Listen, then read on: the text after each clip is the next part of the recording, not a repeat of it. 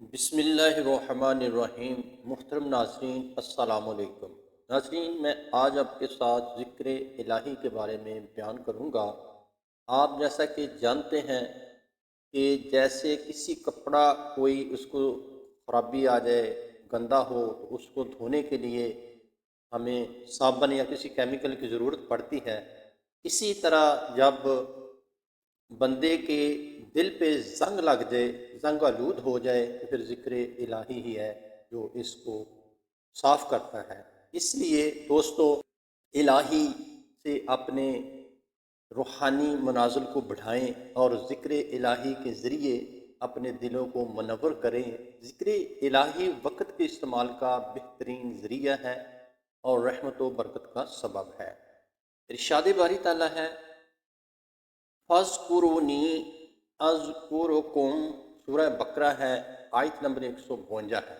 بس تم مجھے یاد کرو، میں تم کو یاد کروں گا۔ نبی کریم صلی اللہ علیہ وآلہ وسلم ہر وقت اللہ تعالیٰ کا ذکر کرتے تھے۔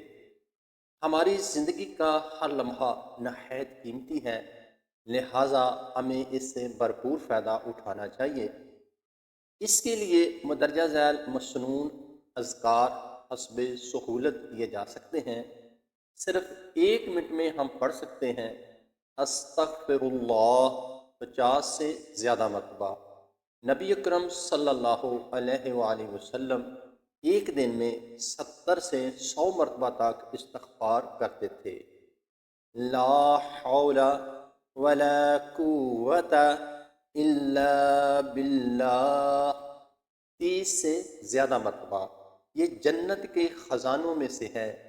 حسبنا اللہ ونعم الوکیل 31 سے 33 مرتبہ۔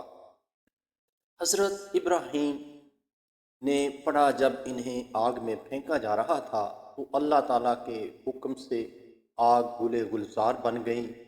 یا حیو یا قیوم برحمتک استغیث، یا حیو یا قیوم برحمتک استغیث۔ دوستو، یہ ایک مسنون یعنی کہ سنت کے مطابق یہ اذکار ہیں۔ ان کے ذریعے اپنے دلوں کو منور کریں، اپنے دلوں پہ آپ کے جو زنگ لگا ہوا ہے اس کو اتاریں اور اللہ تعالیٰ کا قرب حاصل کریں۔